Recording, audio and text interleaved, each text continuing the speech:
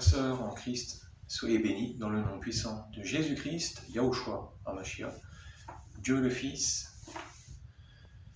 Donc pour revenir à nos moutons qui tournent en ce moment, les insectes, les oiseaux, tous les animaux, des phénomènes bizarres. Alors je voudrais expliquer cette fois-ci avec un petit peu la parole pour que les gens comprennent mieux et pourquoi voilà, on parle d'un enlèvement assez très proche, et d'une part, et pourquoi ces phénomènes, et qu'est-ce que la Bible nous dit. On va voir qu'il y a des choses surprenantes, et vraiment, c'est pas des choses à prendre à la légère. Vous voyez bien les temps de la fin qui sont très proches. Alors j'aimerais citer le passage dans Actes des Apôtres. C'est au chapitre 2 et c'est au verset 17. C'est cité également dans le prophète Joël, chapitre 3, versets 1 à 5. Donc ça, c'est l'introduction, je vous lis ce passage. Donc dans les derniers jours, dit Dieu, je déverserai de mon esprit sur tout être humain. Vos fils et vos filles prophétiseront, vos jeunes gens auront des visions, et vos vieillards auront des rêves, des songes. Oui, sur mes serviteurs et sur mes servantes, durant ces jours-là, je déverserai de mon esprit et ils prophétiseront. Je ferai des prodiges en haut dans le ciel et des signes miraculeux en bas sur la terre. Du sang, du feu et une vapeur de fumée.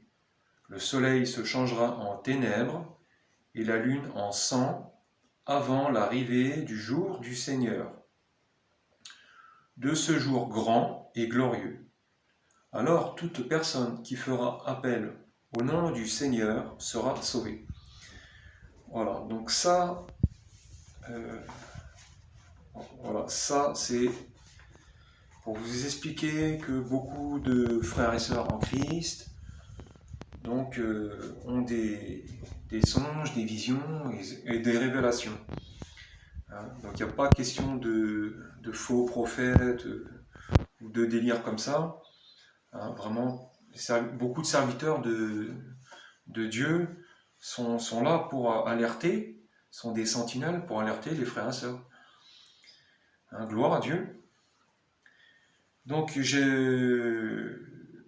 je voudrais parler donc de cette planète Nibiru, la planète X qui approche et qui fait tanguer les pôles nord-sud, qui fait basculer carrément. Pour l'instant, c'est un petit peu. C'est pour ça que les animaux tourneront. On a vu beaucoup de vidéos, de photos, tout ça. Vous pouvez vous renseigner. Vous pouvez vous renseigner sur la planète Nibiru, sur YouTube, tout ça, sur Internet. Il y a plein de... C'est pas du fake, c'est réel. Ils n'en parlent pas à la télé parce qu'ils savent... les gens seraient en panique. Mais nous qui sommes en Christ, nous n'avons pas à craindre. D'accord ? Au contraire, on devrait se réjouir du grand jour pour l'Église de monter vers notre Seigneur. Donc je vais me référer à la Bible. On va aller dans Ésaïe. Dans Ésaïe, le prophète Ésaïe, ce qu'a dit Ésaïe, donc c'est l'Ancien Testament. Alors on va lire Ésaïe 24, tout le chapitre 24 d'ailleurs. Voici que l'Éternel saccage la terre et y sème la dévastation. Il bouleversera sa surface et disperse ses habitants. Un même sort frappe le prêtre et le membre du peuple, le maître et l'esclave, la maîtresse et la servante, le vendeur et l'acheteur, le prêteur et l'emprunteur, le créancier et le débiteur. La terre est entièrement saccagée, livrée au pillage, oui, l'Éternel l'a décrété. La terre est en deuil, elle est épuisée, le monde épuisé dépérit. Les grands des peuples de la terre dépérissent. La terre avait été souillée par ses habitants parce qu'ils enfreignaient les lois, modifiaient les prescriptions, violaient l'alliance éternelle. Voilà pourquoi la malédiction dévaste la terre et ses habitants doivent supporter les conséquences de leurs crimes. Voilà pourquoi les habitants de la terre sont punis, et il ne reste qu'un petit nombre d'hommes. Le vin nouveau est en deuil, la vigne dépérit, tous ceux qui avaient le cœur joyeux gémissent. La joie des tambourins a cessé, le tapage des amusements a pris fin, la musique jubilatoire de la harpe a cessé. On ne boit plus de vin en chantant, les liqueurs fortes paraissent amères aux buveurs. La ville du chaos n'est plus que décombres. Toutes les maisons sont fermées, on n'y entre plus. On crie dans les rues parce que le vin manque. Toute réjouissance a disparu. L'allégresse est bannie du pays. Il ne reste dans la ville que des ruines et les portes sont abattues, démolies. Sur la terre, au milieu des peuples, c'est comme lorsqu'on secoue l'olivier, comme lorsqu'on grappille des raisins après la vendange. Les survivants se mettent à pousser des cris de joie. De l'ouest, ils célèbrent la majesté de l'Éternel. Donnez donc gloire à l'Éternel dans les endroits où brille la lumière, au nom de l'Éternel, du Dieu d'Israël, dans les îles de la mer. Du bout de la terre, nous entendons chanter. Gloire au juste. Mais moi, je dis, je suis perdu, malheur à moi. Les traîtres trahissent, les traîtres s'acharnent à trahir. La terreur, le trou et le piège te menacent, habitant de la terre. Celui qui prendra la fuite, devant les cris de terreur, tombera dans le trou, et celui qui remontera du trou sera pris dans le piège. Car les écluses d'en haut sont ouvertes, et les fondations de la terre sont ébranlées. Écoutez bien, la terre est déchirée, la terre se brise, la terre tremble. La terre tremble comme un homme ivre, elle branle comme une cabane. Sa révolte pèse sur elle, elle s'écroule et ne se relève plus. Ce jour-là, l'Éternel interviendra dans le ciel contre les puissants célestes et sur la terre contre les rois de la terre. Ils seront rassemblés dans une prison, enfermés dans des cachots, et après un grand nombre de jours, ils devront rendre des comptes. La lune sera couverte de honte et le soleil de confusion, car l'Éternel, le Maître de l'univers, régnera sur le mont Sion et à Jérusalem, resplendissant de gloire devant ses anciens. Voilà, donc là, on nous dit que la terre va tituber, que tout sera ébranlé. Il va y avoir un basculement du... Donc là, on a vu qu'il y avait une catastrophe planétaire, hein, ce qui est dit dans Ésaïe chapitre 24. Qu'est-ce qui a causé ça? Justement, c'est la planète Nibiru, justement. Voilà pourquoi il y a des signes étrangers. Pourquoi les animaux, voilà. Ils tournent en rond, les insectes, les oiseaux, que se passe-t-il? Alors, non, c'est pas la 5G, c'est pas le rapport. Sinon, nous aussi, on tournera en rond, je pense. Là, les animaux nous préviennent Ils ont leur sixième sens très développé, et là, ils sentent... Eux, ils sont à ras du sol, ils sont dans les airs, ou même sous l'eau, et ils sentent quelque chose de pas normal, hein, c'est vraiment pas normal. Et donc, cette planète, mais bon, on n'en parle pas clairement dans la Bible, ce sont des mystères révélés dans les derniers jours et prophétisés, l'Esprit de Dieu qui est répandu sur ses enfants. Et j'aimerais vous citer c'est dans Luc chapitre 11, on va aller au verset 29. Voilà, donc comme la foule s'amassait, donc Jésus se mit à dire, cette génération, donc là on sait qu'on est la génération la pire des générations, comme au temps de Noé ou comme au temps de Sodome et Gomorrhe, c'est une génération, c'est tout le mal est appelé bien, le bien est appelé mal, on le voit bien.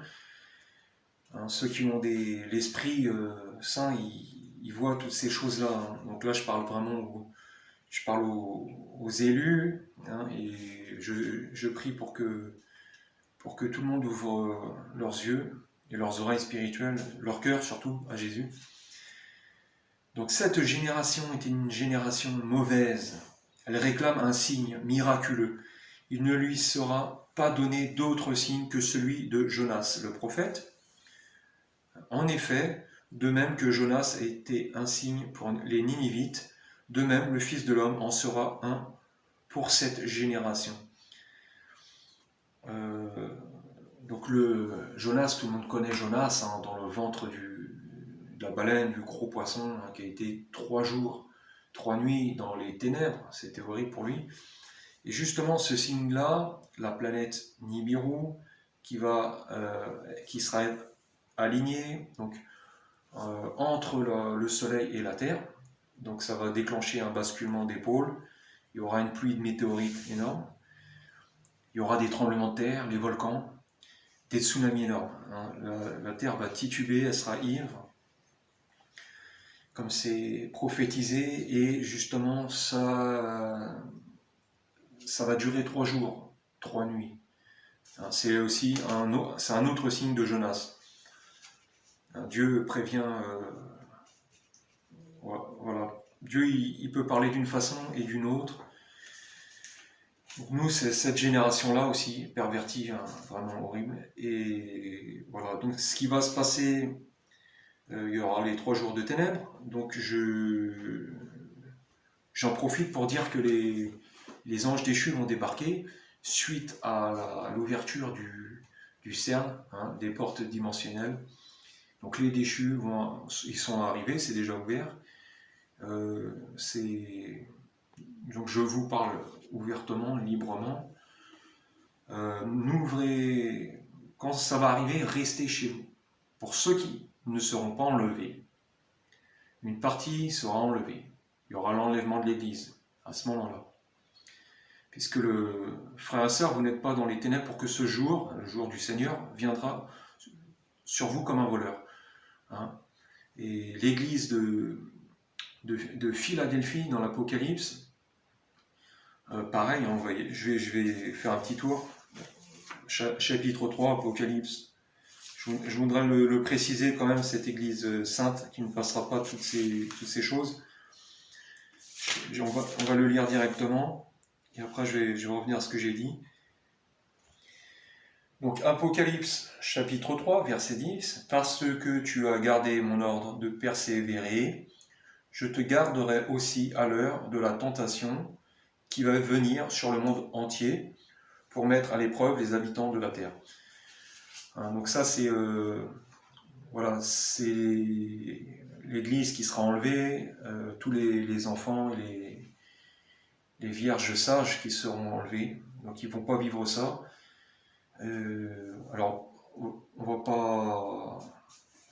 pas rester sur ce sujet-là, beaucoup pensent que ça ne va pas se passer comme ça, mais ceux qui resteront, ils verront ces 3 jours les incrédules, les vierges folles, ils verront ces 3 jours-là.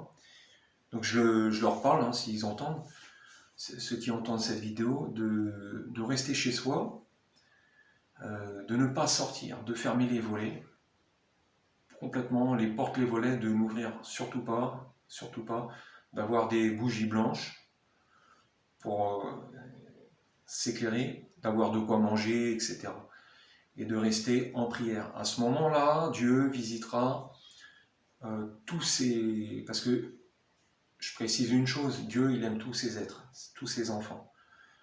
D'accord? Donc, ceux qui rateront l'enlèvement, c'est parce qu'ils n'étaient pas sanctifiés. Ils ne voulaient pas encore se sanctifier. Ils n'étaient pas prêts, ils ne voulaient pas se préparer, comme une épouse. D'accord? Donc, mais Dieu, il les aime. Dieu, il les aime. Et il visitera les cœurs de chacun. Donc, restons en prière, gardez la foi, malgré ce qui va se passer. D'accord? C'est très important. Voilà, donc ce qui va se passer, c'est sérieux. Voilà, je prie pour les frères et sœurs, je prie pour tous les êtres. Voilà, cette vidéo, elle est destinée à tous les musulmans, les athées, les juifs, les bouddhistes, tout ça. Les chrétiens catholiques, les chrétiens protestants, tout ça. Hein, Faites-en ce que vous voulez. Je vous explique avec tout l'amour que j'ai pour Dieu et pour mes frères et sœurs. Voilà, donc soyez bénis. Gloire à Dieu de nous révéler dans les derniers jours voilà, ses plans, ses mystères. Les signes sont... L'enlèvement, il est imminent. Les signes sont là. L'Antichrist est là. Je ne dirai pas c'est qui. Ça est inutile.